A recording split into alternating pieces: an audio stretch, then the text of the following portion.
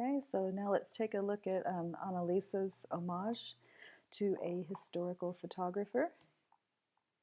I'm going to look at Timothy O'Sullivan's work.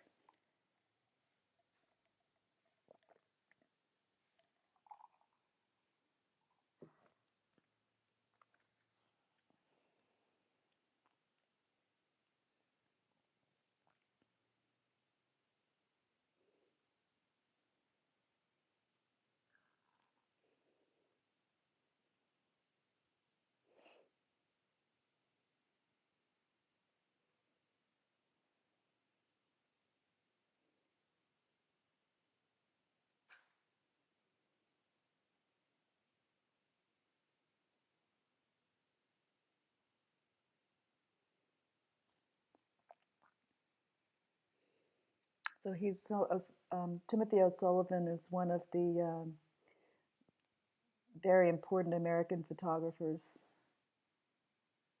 who documented the American West,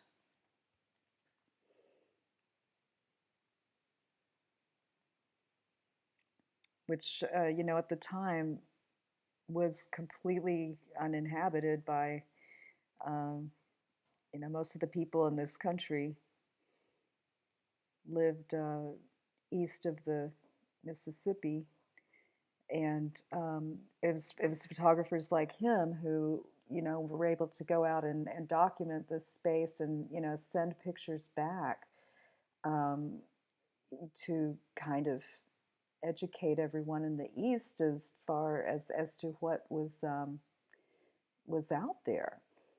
So yeah, like you say here, it was a scientific documentation of the West, as well as personal fascination with it.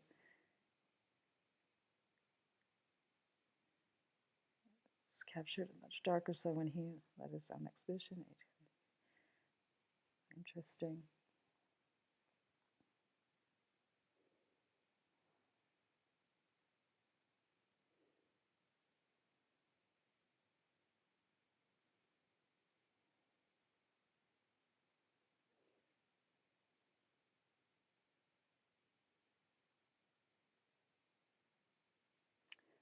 Okay, so let's take a look at some of his work.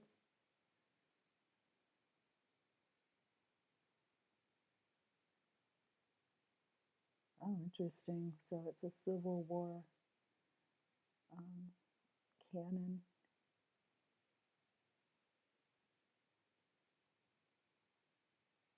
That's really nice.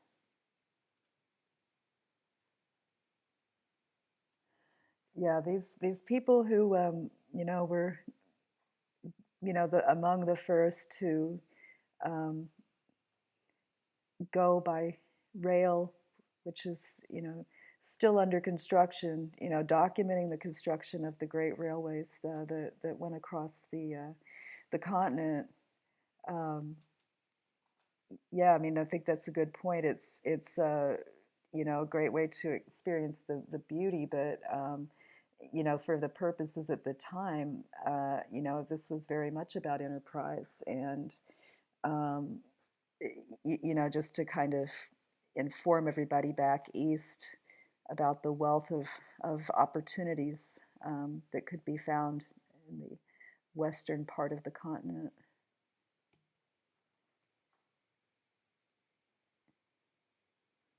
Ginormous prickly cactus is very true. Yeah.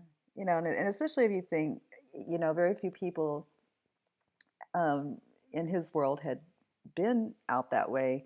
And just try to imagine just like if you basically grew up in New York City, um, how starkly different this is from anything that you would have known.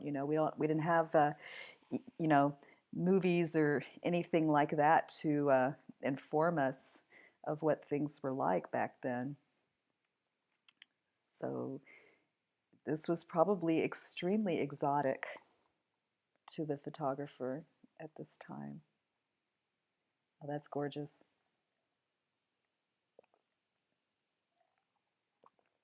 Yeah, look at you can tell that the shutter speed is giving you this very soft, almost like a feathery feel to the waterfall. That this is really, really gorgeous right in here.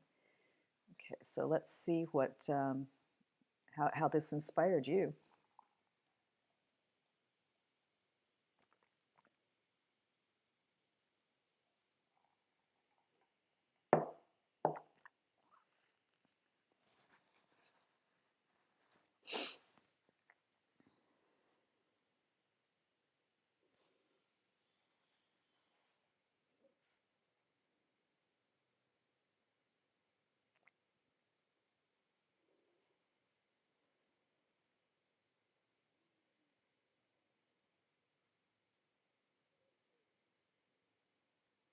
Okay, let's take a look. Okay, so kind of a 20th century uh, war monument, a counterpart to the Civil War canon that we looked at. I'm kind of wishing this sign and this fence wasn't. I mean, I guess there's only so much you can do, um, to get around that. But I kind of wish there was a way that you could have gotten in there to do this without the fence. But the sign is even more distracting. That's something you possibly could Photoshop out. But I think also just trying a couple of different viewpoints, because what's happening is this is kind of actually becoming part of the tank. It's kind of taking the tank's silhouette and you know robbing it of part of its identifying characteristics right here. So I would, it's kind of like, what are you going to do when you can't work around these things? You have to kind of come up with another strategy, maybe getting in closer or something. Let's see. Okay, and then the railroad. Nice. This one looks nice. I think that this one's got a lot of potential. I do think the sky is a little bit blown out, and I think that there's probably some detail in these shadow areas that needs to come up. I would say this one could use a little bit more editing, but I think it's got the potential to have some. There's a lot of little subtle things going on in the sky that you could probably play up the drama of those things just a little bit. Um, Another thing that might have been good is just to get a slightly lower eye level so that this cactus sticks up above the horizon more. Since your skyline is kind of um, not a whole lot going on in the sky, it wouldn't be a bad idea to get a lower eye level and have it so that the horizon line, say, comes to about here. In other words, like this, position yourself so that it's about here, and then this would be kind of about here. That would also make a much more dynamic composition, because then it would really be taking a bite out of that big, fairly uninteresting rectangular expanse up there. It's like you can almost never go wrong if you get down lower. When you're shooting something up against a sky, it's almost like the lower you can get, the more sky you can get behind it, the better off you're going to be.